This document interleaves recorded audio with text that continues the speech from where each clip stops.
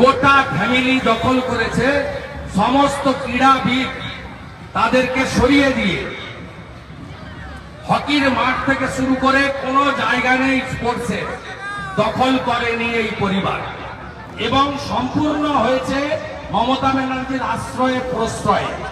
মমতা ব্যানার্জি কার্তিক ব্যানার্জির স্ত্রীকে কাউন্সিলর করে তাকে রাজনৈতিক স্বীকৃতি দিয়েছে।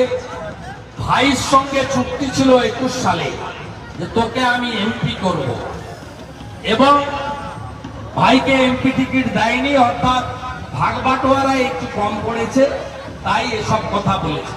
আর বাবুল ব্যানার্জিকে একটা কথা আপনাদের মাধ্যমে বলে গেলাম, আপনি পিসি আপনার দিদির সঙ্গে মানে আমাদের সবার ঠগি পিসি, তাই তো? এখন দিদি নেই কিন্তু পিসি। দিদি যখন ছিল আমি ছিলাম, এখন পিসি। তা এই ঠগি পিসির সম্পর্কে আপনি যা পারেন বলুন, বিজেপির কথা তুলবেন না। বিজেপির সঙ্গে আপনি গত দুদিন কি করেছেন আমি কিন্তু ফাঁস করে দেব। আমি আপনাকে সতর্ক করছি যে আমি বিজেপিতে যাব না, বিজেপি আপনাকে নেবে না। বিজেপি তার কর্মীদের সেন্টিমেন্ট বুঝে। বিজেপি ওই পরিবারকে চোর বলেছে, এই চোরেদের কাউকেই বিজেপি নেবে না। আমি দায়িত্ব নিয়ে বলছি। তো আপনি গত দুদিন বিজেপির সঙ্গে কি করেছেন আমার এই মোবাইল ফোনে আছে। আপনি আরেকবার যদি বিজেপির নাম বলেন, আগামীকাল এমন হাঁটাহাড়ি ভাঙবো আপনি কিন্তু পরের দিন আর মুখ দেখাতে পারবেন।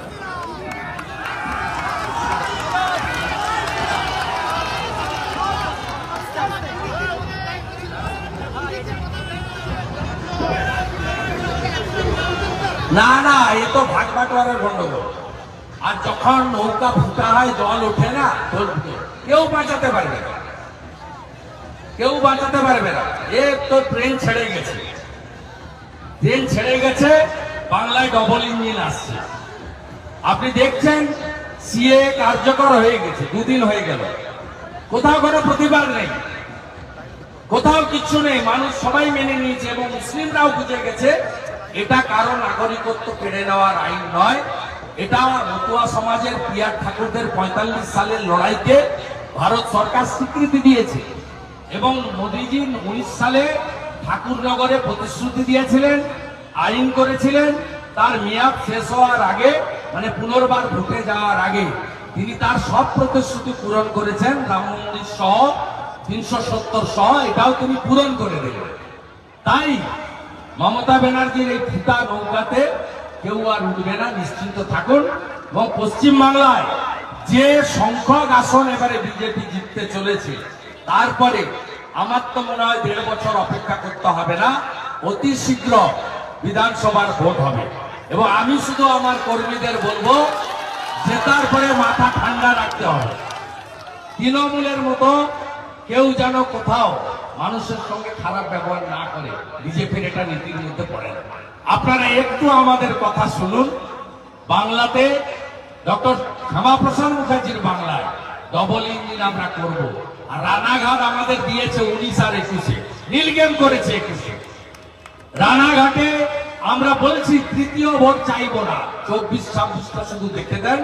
রানাঘাট কি পাবে, রানাঘাটও যাবে। উন্নয়নের ফলে ফুলে পল্লবিত সুশোভিত করব, বেকাররা বাড়িতে থাকবে না, নারীদের সুরক্ষা থাকবে। এবং সাথে সাথে যারা বাইরে আছেন পরিযায়ী শ্রমিক, তাদের বাড়ি ফেরানোর দায়িত্ব। সেন্ট্রাল ফোর্স দিয়ে কি করবেন মুখ্যমন্ত্রী? সেন্ট্রাল ফোর্স অ্যাপ্লাই করবে কোথায়? ইমপ্লিমেন্টেশন কমিটি নেই, বলে দেওয়া হয়েছে। এবং আমরা সঙ্গের তত্ত্বাবধানে সমস্ত এলাকায় কর্মশালা শুরু করি। শান্তনু ঠাকুর মহোদয়, রঘুনাথ মহোদয়, ঠাকুর মহোদয় অলরেডি ইনফর্ম। আর পরিষ্কার মমতা ব্যানার্জি ভীষণ কষ্ট, ডিএমদের ভূমিকাটা, ডিএমদের ভূমিকা থাকলে বিশ্বকর্মা যোজনা আটকে রেখেছে, উজালা 3 আটকে রেখেছে। ভীষণ কষ্ট মমতা ব্যানার্জি। এই প্রথমবার এই শুধু মমতা ব্যানার্জির জন্য ডিএমদের ভূমিকাটা অমিত শাহজি তুলে দিয়েছে। এই যন্ত্রণা থেকে পাগলের মতো হাত ছুটছে আর বলছে চোর মমতা যাচ্ছে, বিজেপি আসছে।